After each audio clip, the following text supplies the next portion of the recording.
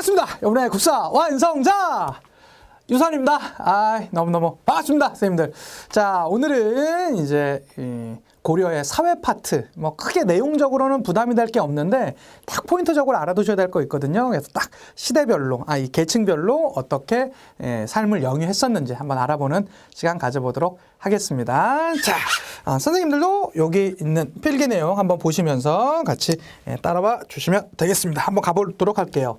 자, 제가 이렇게 이제 삼각형 모양의 이렇게 이제 피라미드 같은 걸 하나 이제 만들어 놨는데요. 선생님들 같이 그리면서 한번 따라와 주시면 좋을 것 같아요. 자, 제일 먼저 한번 가보도록 하겠습니다. 제일 위에 뭐 뭐니 해도 왕족과 같이 언제나 이 사회를 지배했었던 귀족들이 있었겠죠.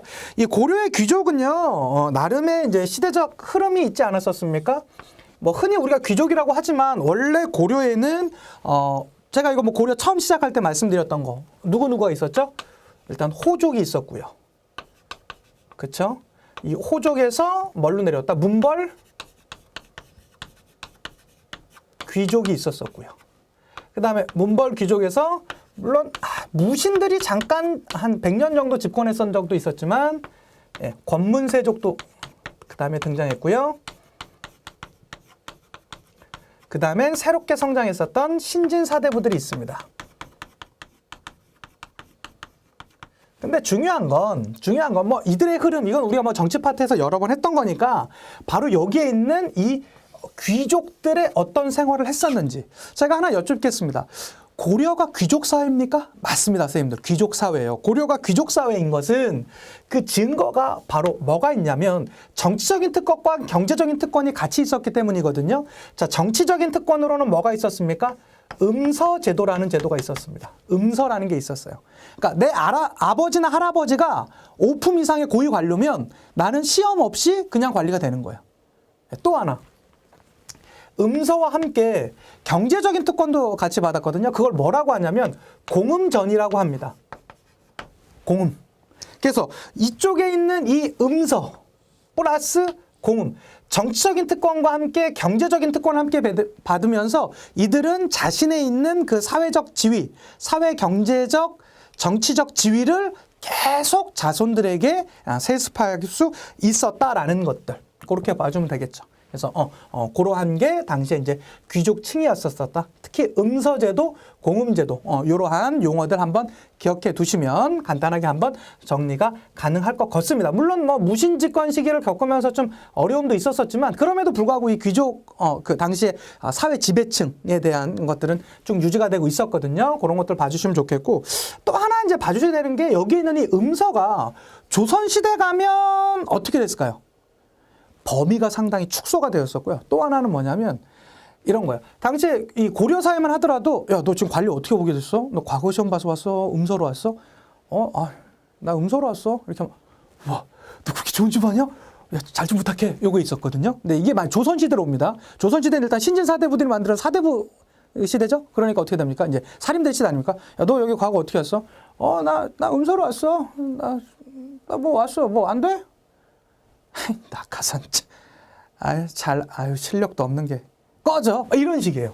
그러니까 사회적 인식이 바뀌어요. 물론 그 범위도 바뀝니다. 조선시대 오면서 5품 이상이 아니라 2품 이상으로 그게 딱 줄어들게 되는데 사실 그거보다 더 큰 건 인식이 바뀐 거예요. 왜? 그들은 철저하게 실력 중심의 그런 이제 중심을 오게 되거든요. 뭐 일종의 물론 뭐 천거제나 이런 게 있긴 했었지만 실제로 조선시대 때의 천거제는요, 관리 아닌 사람을 관리로 쓰는 걸 천거를 안 하고 뭐 이 7품에 있던 사람을 3품에처럼 이렇게 파격적으로 인사시켰을 때 천거제 썼던 것이지 아예 관리 밖에 있던 사람을 관리로 썼던 예는 극히 드뭅니다. 뭐 조광조 때 현량과나 이런 걸 제외하고는 거의 없었어요. 그러니까 요렇게 당시가 이 고려 시대가 훨씬 더 귀족 중심의 사회였었구나. 자신의 사회 경제적 위치를 세습하기가 더 좋았던 시대구나. 우리가 어느 정도 이제 상상해 볼 수 있을 것 같습니다. 자, 그 다음에 한번 보도록 하겠습니다. 자, 그 다음 층이 누구냐면 중류층이에요.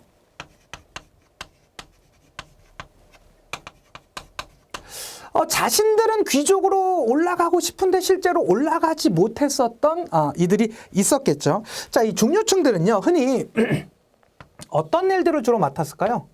주로 이제 맡았었던 주된 일은 행정 실무입니다. 그러니까 이 귀족 귀족들의 이 힘이 미치지 않는 지역에선 나름의 힘을 갖고 있었던 이들이었습니다. 대표적으로 누가 있었냐면 남반이라든가, 그러니까 뭐 궁에서 임금이 사는 궁에서 좀 행정적인 실무를 맡는 사람들이 있었겠죠. 뭐 남반이라든가 군반, 뭐 군대 내에서 실제로 이제 지금으로 치자면 뭐 부사관들 뭐 이렇게 이제 볼 수 있겠죠. 그분들이 계셨었고, 무엇보다 여기에서 이 중류층의 가장 대표적인 인사는 누구였을까요? 리리리 향리였겠죠. 향리. 여기에 있는 이 향리가 언제나 그 중심에 있었었다. 그런데 우리가 알아두셔야 되는 게, 이 향리가 선생님들이 흔히 아는 조선시대 때 누굽니까? 이방 향방이에요. 보면 뭐가 나와요? 사또 맨날 이러는 분들 계시잖아요. 근데 그거 보면서 우리가 왠지 뭐 드라마나 이런 데서 보면 뭐 저 사람들 무슨 권한이 있었겠어? 이렇게 할지 모르겠지만 아닙니다. 조선시대 오면서 향리의 힘이 상당히 약해져요. 그렇지만 고려시대 때는요, 이 향리의 전신이 누군지 아십니까? 이들이에요. 호족입니다. 그래서 이 향리는요, 흔히 두 개로 나눠져요. 상층 향리와 고려시대 때는요, 하층 향리로 나뉘어지게 됩니다. 하층 향리는 말 그대로 그 지역에서의 유력자예요. 특히 이 상층 향리는 뭐가 가능했다? 과거에 응시가 가능했습니다. 그에 비해서 하층 향리는 과거에 응시가 불가능해서 그냥 그 일만 계속. 그러니까 사실 엄밀히 보면 향리 중에서 상층 향리는요, 귀족 이 지배층으로 올라갈 수 있는 충분한 여건을 가지고 있었어요. 그에 비해서 하층 향리는요, 그거 자체를 인정받지 못했습니다. 오히려 그런 점에서 봤을 때 뭐 할 수 있다? 여기에 있는 이들의 갭보다, 그러니까 상층 향리와 이 귀족에 있는 갭보다 여기 있는 하층 향리와 상층 향리의 갭이 더 큽니다. 이들은 절대 못 올라가요. 근데 이들은 얼마든지 과거 볼 수 있으니까 해서 올라갈 수도 있었던 게 이들이었던 거. 그리고 뿐만 아니라 나름의 그 지역 내에서는 아주 상당한 권력을 지역 내에서는 권력을 소지할 수 있었던 게 이들이고요. 특히 이들을 갖는 특징을 한번 말씀드리자면, 어떤 것들이 이제 세습을 했었냐면, 이들은 왜 향리였을까요? 아버지가 향리여서 그랬어요. 보통 그걸 뭐라고 하냐면 직역을 세습했다라고 하거든요. 아버지가 향리면 나도 향리야. 뭐 이런 것들이 또 하나가 있었고요. 그 다음에 토지도 지급받았습니다. 그리고 사실은 거의 이들끼리만 거의 이제 결혼을 하는 그런 이제 모습도 있었겠죠. 그래서 어쨌든 이런 게 이제 중류층이라는 거. 요게 조선시대 가면 조금 더 복잡해집니다. 그건 이제 조선시대 이야기는 그때 가서 이제 다시 말씀드리고요. 자, 또 하나 알아두셔야 되는 게 여기에 있는 양민층입니다. 양민이에요. 자, 이 고려시대 양민을 흔히 뭐라고 할까요? 요거 여러 선생님들 모르시는 선생님들 많을 거야. 백정이라고 합니다. 선생님, 유성 선생님 이거 잘못 쓰신 거 아니에요? 백정은 우리가 아는 도축업자인데 뿌리 깊은 나무에서 나왔었던 그 가리온 이런 애들을 우리가 이렇게 백정이라고 하지 않습니까? 아니에요. 고려시대 때는 일반 양민을 백정이라고 했습니다. 그런데 그게 조선시대로 가면서 도축업자로 축소되면서 약간 그 이미지가 좀 약간 떨어지게 되는 거였었던 거예요. 그래서 백정이 누구다? 일반 양민이라는 거. 주로 그러면 이들이 주로 하는 건 뭡니까? 국가의 주된 세금의 그 원천이게 되겠죠. 뭐 조세라든가 역이라든가 공납이라든가 이것을 주로 이제 담당했었던 바로 이제 이들이 되겠습니다. 그런데 고려시대 양민은요, 이거보다는 더 중요한 세력이 있었어요. 바로 이들입니다. 이들. 우린 이들을 누구라고 합니까?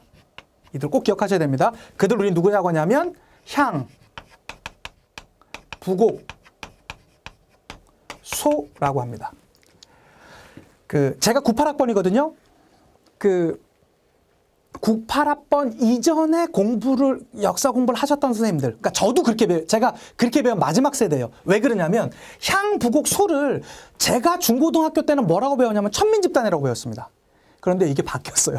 그 사이에 바뀌었습니다. 바뀌어서 이들은 양민입니다. 양민인 건 확실해요. 그런데 이 향, 부곡, 소는 양민인데 뭐라고 그러냐면 특수행정에 있는 특수행정 그 계층에 이제 속한다고 합니다. 왜 그러냐? 이들은 양민이지만 천민은 아닙니다. 두 가지 특징이 있습니다. 첫째, 일반 이 지역에 비해서 일반 양민, 일반 백정에 비해서 뭐 하냐면 세금 부담이요 큽니다. 세금 부담이 더 커요. 더 많이 내요. 그게 하나가 있었고, 그러면 내가 향이나 부곡소, 이거는 그 지역을 얘기하는 거거든요. 특히 이 향과 부곡은 주로 농촌, 소는 수공업 지역, 이런 데가 있는 거예요. 그래서 우리가 지난 시간에 배울 때 뭐 있습니까? 소수공업 이런 거 배웠다고 했었잖아요. 그게 바로 이제 요 소예요. 그러니까 선생님 혹시 그러면 공주, 명학, 소도 그겁니까? 맞아요. 바로 그겁니다. 그렇습니다. 그런데 세금 부담이 크면 나 이사 가버리면 될 거 아니야? 아니요. 이 지역에 있던 사람들은 거주 이전의 자유가 없습니다. 거주 이전의 자유가 없다라는 거. 요거 중요한 포인트입니다. 향, 부곡, 소 이거 정말 많이 나옵니다. 꼭 기억해 두셨으면 좋겠고요. 자, 또 하나 우리가 봐둬야 되는 거 요거랑 제가 그 대비시켜서 한번 말씀드릴게요. 이게 신라 시대 때는요. 향과 부곡이 있었습니다. 향과 부곡이라는 나름의 이 특수행정 집단이 있었던 거예요. 그리고 이 향, 부곡소가 조선시대 오잖아요.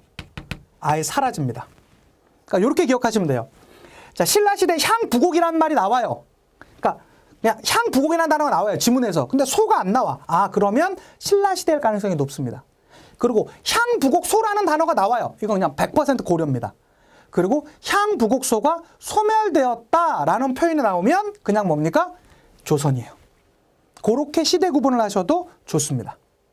되셨죠? 이렇게 시대 구분하시는 겁니다. 이렇게 다시 한번 말씀드리겠습니다. 여기에 나와 있는 향, 부곡, 소는 천민 집단입니까? 특수행정 집단입니까? 특수행정 집단입니다. 그렇지만 양민에 속한다는 거 이거 별거 아닌 것지만 여러분 되게 중요합니다. 향, 부곡, 소 요거 이 고려 시대에 있는 사실 사회 파트의 가장 핵심적인 내용입니다. 꼭 기억해 두셨으면 좋겠고요.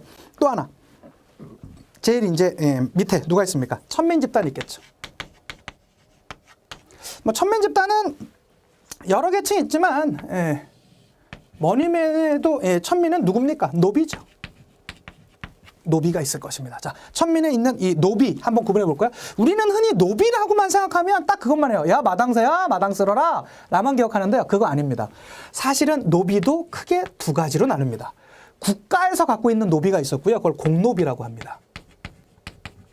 그리고 개인적으로 갖고 있는 노비가 있었습니다. 그걸 뭐라고 합니까? 사노비라고 합니다. 사노비라고 합니다. 자, 이 공노비는요, 또 두 개로 나뉩니다. 입영 노비가 있고요. 그러니까 그 관청이라든가 궁궐 이런 데서 자면서 그냥 일을 하는 노비가 있고요. 그거 말고 외거 노비가 있었습니다. 그리고 사노비도 역시 두 부류로 나눠집니다. 외거 노비가 있고요. 외거 노비가 있고 솔거 노비가 있습니다. 그런데 선생님들이 알고 계신 그 노비의 이미지에 가장 맞는 친구들은 요 친구들입니다. 솔거 노비들. 얘 마당새야 여기입니다. 그 지역에서 있으면서 그 이제 주인을 이제 섬기는 솔거 노비가 있었는데 그거 말고 우리가 봐둬야 될 건요. 바로 여기 있는 이 외거 노비의 생활입니다. 자, 외거 노비는요, 주인이 분명히 있어요. 이거는 국가한테 주인이 있고, 요거는 이제 개인, 뭐, 주인마님이 있어요. 이들은. 근데 중요한 건, 이들은요, 자유롭게 생활을 했습니다. 아예 독자적인 생활을 했어요. 그러니까 독립적인 생활을 했습니다. 이들은 독립적인 생활을 했고요. 독립적인 생활을 했고, 선생님, 근데 무슨, 이들이 노비예요. 노비입니다. 자신의 몸값을 납부하기만 했으면 됐어요. 그걸 뭐라고 하냐면 신공이라고 하거든요. 신공만 납부하면 돼요. 자신의 몸값만 납부를 해버리면 주인이 불러다가 따기도 못 때리고요. 나머지는 거의 뭡니까? 거의 재산내에 가깝게 소유가 돼 있었거든요. 이들은요. 근데 또 이들 또 하나 특징 중 하나. 독립적 생활하고 신공 납부했다고 그랬죠? 또 하나는 재산 형성 가능했을까요? 안 했을까요? 가능했습니다. 요거 이게 잘 이해 안 되신 분들은 아니 어떻게 노비가 재산을 써요? 이들은 할 수 있었어요. 그래서 실제로 이 외거 노비 중에 어떤 아주 이 머리가 좀 빠릿빠릿한 노비들은요, 자신의 주인보다 돈이 더 많아. 그래서 주인한테 돈을 꿔주기도 했어요. 그리고 막 받기도 하고 막 그래서 물론 그런 상황까지 오게 되면 흔히 뭐 할까요? 저기 제 몸값 얼마입니까? 아, 그거요? 아, 알았어요. 이거 쓰세요. 라고 했던 노비도 있겠죠. 근데 실제로 자신의 노비한테 돈을 꿨던 그러한 이들도 있었습니다. 예, 그래서 요렇게 외거 노비는 이런 생활을 했다라는 거. 솔고 노비는 선생님들 흔히 알고 계신 것들이고요. 자, 그런데 여기에 있는 이 노비에 대해서 조금 더 한번 설명을 해드리자면 여기에 있는 이 노비는요, 주로 뭐 합니까? 매매가 가능했을까요? 가능합니다. 그냥 줘버리는 거. 그걸 뭐라고 하죠? 증여라고 하죠? 얼마든지 가능합니다. 매매나 증여의 대상, 그러니까 재산으로 간주되었었고요. 그리고 이 노비가 왜 노비가 되는 것이죠? 주로 이 노비가 되는 이유는 단 하나입니다. 뭐예요? 내 부모가 노비였기 때문에. 그런데 만약에 노비랑 결혼해서 아들 낳았어. 그럼 100% 노비겠죠. 근데 노비가 아닌 여자와, 그러니까 양민의 여자와 그 남자 노비가 결혼해서 아들 낳았으면 그럼 어떻게 됩니까? 무조건 노비입니다. 고려시대 땐 그렇습니다. 이런 제도를 뭐라고 하죠? 일천 직천이라고 합니다. 일천직천입니다. 내 부모 중 둘 중에 하나가 천민이면 그냥 천민이에요. 일천직천입니다. 일천직천입니다. 요게 조선시대 오면서 바뀌어요. 조선시대 조선 전기 때는 그 노비 종부법을 했거든요. 아빠의 신분을 따라가는 거야. 근데 문제가 있어. 어머니는 그 이제 잉태하셔서 뭐 합니까? 그 이제 출산하는 게 딱 떨어지잖아요. 근데 아빠는 이게 애매한 거야. 이게 약간 이게 소지가 좀 문제가 있어서 그래서 이거를 조선시대 조금만 하다 없애버려.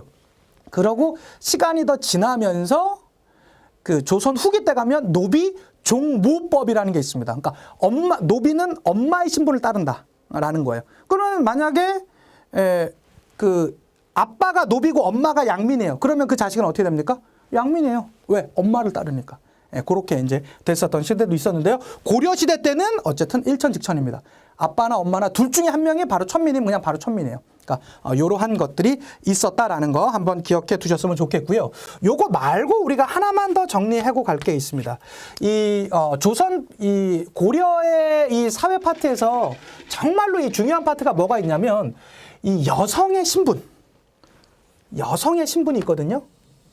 여성의 지위. 요거 한번 정리해 보도록 하겠습니다. 이게 뭐라고요? 고려시대 여성의 지위에 대해서 조선시대랑 비교해서 한번 제가 말씀 한번 드리도록 할게요. 여기 앞에는요, 뭐가 있냐면 고려에서 조선 전기까지 여성이 어떤 데고 있었는지, 그러다가 조선 후기 오면서 어떤 일들이 벌어지는지 한번 제가 말씀드리도록 하겠습니다. 특히 고려시대 때로 이제 대표해서 한번 가볼게요. 조선 전기까지는 이랬습니다. 그래서 제가 학교에 있다 보면 아주 요새는 그런 학생들 만나기 쉽지 않은데 가끔 어떤 친구들이 엄청나게 가부장적인 남자애가 있어요. 그래서 어디 감히 여자가 이런 애가 있는데 제가 어이가 없어서 야, 너 왜 그러니? 라고 물어봤더니 그 친구가 그런 얘기를 합니다. 선생님, 원래 남자는 하늘이고 여자는 땅 아닙니까? 그게 우리나라 역사입니다.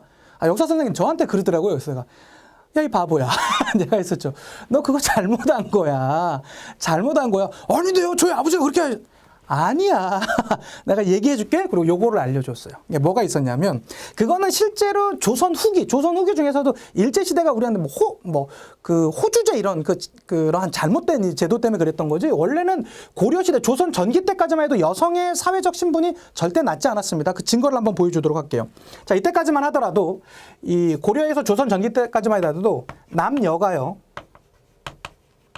균분 상속이었습니다. 근데 이게 조선 후기 오면서 어떤 이제 상황으로 받게 됩니까? 남자 중심의 상속으로 받게 되죠. 남자 중에서도 누구였을까요? 장자, 큰아들 중심으로 상속이 이루어집니다. 중심 상속이 이루어지겠죠. 그러니까 요런 게 하나가 있었고요. 그런데 왜 이렇게 남녀 균분 상속을 할 수 있었던 것 중에 하나가 조금 더 가보겠습니다. 호적이에요. 호적에는 어떤 순서로 등재가 됐을까요?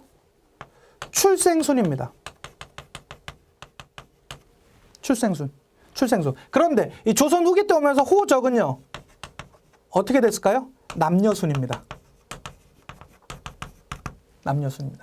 이게 정말로 재밌습니다. 왜 그러냐면 저희 집에도 족보라는 게 있거든요.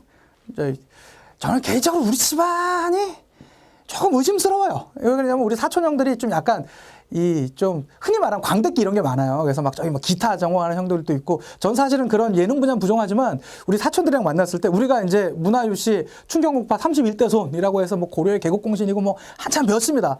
근데 어렸을 때 제가 꼬마 때 이렇게 배웠는데 아무리 봐도 우리는 좀 약간 딴딴하게 지금 많은 것 같아요. 저도 이게 좀 구라가 세잖아요. 그런 거 이렇게 보더라도 예. 왜 그런데 근데 선생님들도 아마 이 강의 들은 집에서 아실 거예요. 우리 집안 노비 출신이다. 이런 집안 대한민국에 단 한 집안도 없습니다. 양민 출신이다. 거의 없어요. 전부 다 양반이야. 근데 실제로 조선 전기 때 양반은 10%가 뭐예요? 5%도 안 됐을 거거든요. 근데 조선 후기 때 오면서 물론 신분제 변동으로 많은 게 있긴, 이게 뭐 지배층이 많이 이렇게 엎어지긴 했었지만, 그럼에도 불구하고 지금 세상에 노비나 양민을 해서 손드는 집안이 없기 때문에 이거 좀 약간 어쨌든 다 의심스러워요. 선생님들 집안도 비슷할 겁니다. 어쨌든. 예, 어쨌든. 아, 그런데 우리 집에는 이제 족보를 보면 제가 되게 특이했던 게 제 위로 누님이 두 분 계시거든요. 근데 어떻게 족보에 나와 있냐면 아버지가 써 있고 그 밑에 바로 접니다. 그리고 그 옆에 어머니가 나와 있고 제 밑에 누나들, 큰 누나, 작은 누나가 적혀 있더라고요.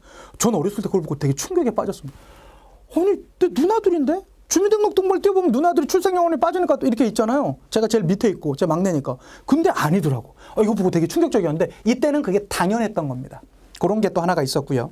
그 다음에, 이 고려시대 때까지만 해도 여성도요, 호주가 가능했을까요? 가능했습니다. 그런데 조선 후기 때 오면서 여성이 호주가 되는 거는요, 말 그대로 불가능합니다. 말도 안 되는 소리다라고 아마 했을 것입니다. 자, 이러한 배경에서는 왜 그런 게 있었냐면 이 고려시대까지만 해도 여성은요, 제사를 지낼 수 있었습니다. 그러니까 남자가 없으면 뭐 얼마든지 지낼 수 있는 게 였었는데요. 여기 조선 후기 때 오면서 여성이 제사는요, 참여하지도 않습니다. 저는 이게 너무 충격적이었어요. 저희 집은 지금은 뭐 제사를 지내지 않지만 제가 꼬팠을 때 이제 큰 아버님 댁에 언제나 갔었거든요. 근데 내가 했을 때마다 늘 의심스러웠던 게 우리 그 아버님이 5형제셨는데요. 큰 어머니부터 뭐 첫째 큰 어머니, 둘째 큰 어머니, 셋째 큰 어머니, 우리 어머니, 그 다음에 그 작은 어머니 이렇게 모여갖고 막 일을 막 열심히 해요. 그 전날부터 모여갖고 해요. 뭐 주로 아버님들은 장기를 두셨고 아니면 고수업을 치셨는데 그거 하고 나서 뭐 하루 종일 칩니다. 근데 그럼 여성 그 큰어머님들이나 이렇게 그 사촌 큰 누나들이 다 음식 만들어 놓으면 그거 이제 안방에 놓고 자, 그러면 이제 거기 있는 사촌 형 중에 이제 제일 큰 형이 그럽니다. 자, 이제 여자들은 나가세요. 그래요. 저는 이제 꼬마 때였었는데. 그러니까 유성아 넌 일로 와. 너 저래 이런 게. 근데 제가 그때도 그 생각을 했어요. 아니 이게 왜 그러나? 이거 문제가 있는 거 아니야? 여자들은 저렇게 해놓는데 참여도 못해요. 다 나가래요. 문 밖으로 나가래. 그래갖고 나는 뭐 그냥 쫄래 있다가 넌 와. 그럼 저래. 그럼 이제 저를 하면 이제 나오면 또 남자들은 절만 하고 이렇게 조금 한 다음에 빠져요. 그러면 또 이제 여성들이 이걸 다시 빼고 이랍니다. 그러니까 제가 꼬마 때 볼 때도 참 불합리하다라고 했었는데 아마 이 조선 후기부터 내려왔던 전통입니다. 이건 우리나라 역사 전통 아닙니다. 이게 얼마 안 된 그러한 이제 비합리적인 제도였었고요. 자, 요게 중에 특징 중에 하나가 만약에 아들이 없을 경우 딸이 제사를 모실 수 당연히 있었습니다. 그런데요, 조선 후기 때 오면서 어떤 특징이 생기냐면 딸이 없을 경우에 양자를 드리는 것이 양자가 일반화됩니다. 왜 그랬을까요? 여성은 딸은 제사를 드릴 수 없었기 때문에 그래요. 제 위에 누나가 둘이 있다고 그랬었죠. 제가 이제 그 출생의 비밀이 있어요. 뭐냐면 우리 아버님께서 아들을 얻어야 되는데 아들이 없잖아요. 근데 우리 큰아버님은 아들만 셋이었거든요. 제일 큰아버님은. 그래서 제가 태어나기 전쯤에 아버지랑 큰아버지랑 그 계약을 맺었대요. 만약에 내가 딸이면, 유성환이가 지금 이제 저기 있는 제 셋째가 딸이면 형님의 막내 아들을 내 양자로 주시오. 이랬대요, 아버지가. 그랬더니 큰아버님도 더 재밌습니다. 큰어머니나 우리 어머니한테는 아무런 동의도 구하지 않고 그래! 라고 했대요. 그래서 저는 제가 태어남과 동시에 바로 집안에 엄청나게 큰일이라는 거예요. 특히 그 제일 큰 어머님이 저를 너무 좋아하셨어요. 생각해보세요. 제가 딸이었으면 어떻게 돼요? 아이, 그 생태 같은 그 아들 하나 양자들. 이게 근데 1970년대 후반의 이야기니까 이게 말이 되니까. 어쨌든 우리나라가 그러한 것이었었다라는 것들 이렇게 봐주시면 되겠죠. 그리고 또 하나, 여성이 제가하는 거. 다시 결혼하는 거 있죠? 여성이 제가하는 건 가능했습니다. 그러니까 만약에 남편이 돌아가셨어요? 그럼 다시 결혼하는 거 사회적으로 큰 문제가 없었습니다. 근데요, 이 당시에 여성의 제가는요, 완전 불가능했어요. 그래서 뭐 연료비 뭐 이런 거 있잖아요. 사실은 연료비 같은 거 보면 뭐 제가 뭐 이혼이나 이런 걸 권장하는 건 아니지만 아니 그거는 한 여성의 엄청난 인권 유린을 보는 사회적 현상 아닙니까? 그냥 눈앞에서 확인할 수 있는 거 아닙니까? 아니 남편이 만약에 그렇게 됐으면 얼마든지 다시 새로운 이제 삶을 준비해야 될 거 아니에요. 그런데 여성은 한번 결혼하면 어떻게 됩니까? 참아야죠. 무조건 참아야만 했던 게 당시에 고려 후기의 여성상. 그러니까 연료비나 연료문 같은 거 보면서 우리가 그렇게 감동받을 필요는 없습니다. 당시에 그 사회가 그렇게 남성 중심의 사회가 여성들한테 그 강요했었던 그 강압의 것을 우리가 이제 확인하는 그런 장면이 아니었나라고 이제 할 수 있을 것 같습니다. 좋습니다. 오늘 전체적인 것들 뭐 살펴봤습니까? 귀족과 중류층, 양민, 천민 이렇게 이제 각각에 있는 것들, 향소부국이랑 노비 있는 체제 저희가 살펴봤었고요. 그 다음에 고려시대 여성의 지위 요거 같이 살펴봤습니다. 재밌게 잘 들어주셨죠? 수고 많으셨고요. 우리 이제 다음 강에서 또 기쁜 마음으로 뵙도록 하겠습니다. 인사하고 마칠게요.